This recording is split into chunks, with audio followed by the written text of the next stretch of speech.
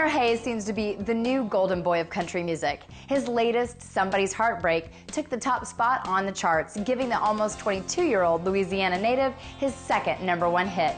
We had a chance to catch up with Hunter and one of his co-writers at a party at BMI to celebrate that song's success. Here's Kelly with more. Here celebrating your second #1. Congratulations. Somebody's Heartbreak. I mean, you wrote this. You write everything. What's it feel like? I mean, 2 in a row. Oh, it's huge. It's a huge accomplishment. 2 in a row. Yeah, that's the best feeling in the world.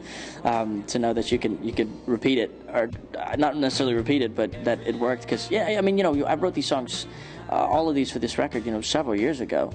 No idea, no clue. I love this song. This was the one I think I've been holding on to the longest for this record. Or not the longest, but the longest single, right? And hoping that it would be a single and hoping that it would do well, and it did. And it means a lot as a songwriter, And you wrote this with Luke and Andrew Dorff. And the day you wrote it, who had the idea? Was it something you brought in? I did. I came in with it was around Valentine's Day, and I was trying to spin "Be Mine" for some reason. I wanted a title. I liked starting with titles because that's normally titles are started by a thought, they're provoked by thoughts and questions in my mind or whatever, and I for some reason just wanted to do a title that had "Be Mine" in it. I don't know why, but the more I started thinking about it, the more it was just like, well, I was going through something at the time that was just like. It was very appropriate for the what ended up being the hook, right? If you're going to be somebody's heartbreak, might as well be mine. I might as well be the guy that tries this, and because even if it fails, it's worth trying. Yeah. And that's sort of the leap of faith kind of message in it, and it goes back and forth, but it's kind of funny too. I think we wrote it with a very lighthearted approach, because that's what the song is. That's what it's all about. It's just kind of the goofiness that is. Let's try this, maybe.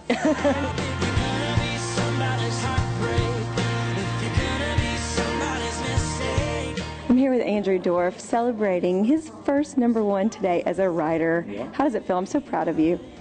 It's a great accomplishment. It's about 10 years coming since I moved here, and it's one of the great things, our goal, so I'll take it again. I love it. Now your dad is here for the #1 party. Steve Dorff has had lots of #1s, huge songwriter in California and in country music, all genres.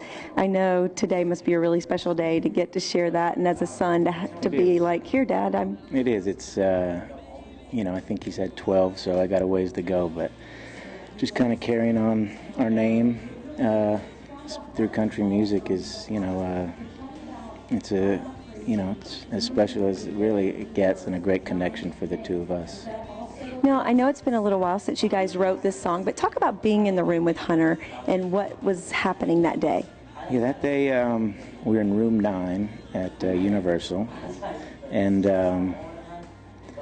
it may have been Valentine's Day, and it was just kind of one of those things that no one had the idea, or it just kind of everybody, me, Luke, and Hunter, just kind of, I think he had an idea. It was originally called Heartbreak, Be Mine, and, or that's what it, by the end of it, and it's just kind of one of those unraveled, probably 2-3 hours, easy day, and I think we knew we had something cool, maybe a little too non-country at the time, but then with Hunter's demo and stuff, it reined it in.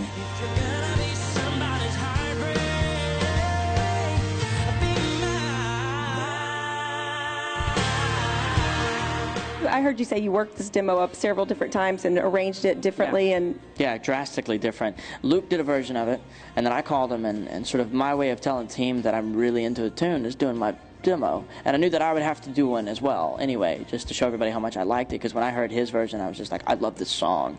I called him, I got some of the tracks, I replayed a lot of it for the demo, and then we did it over again. I got some of the guys in the band actually came in the studio because I knew a few of them before we even started the band, and we collaborated on a couple of different ideas. And you hear a lot of things on the record that were modeled after the demo, which for me is very strange because normally from demo to record there's a lot of changes made.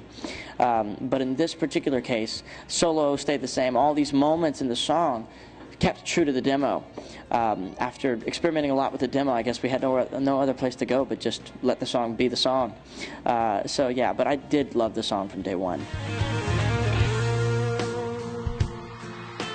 This is just from a real personal place. I know how hard it is to have a #1 record.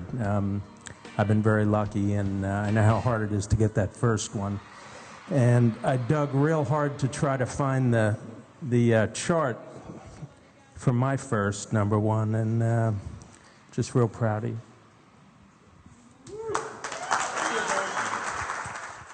We still have tons more music up ahead, so make sure to keep it tuned right here to Inside Music Row. We've got Cherie Austin coming up next, so you won't want to miss it.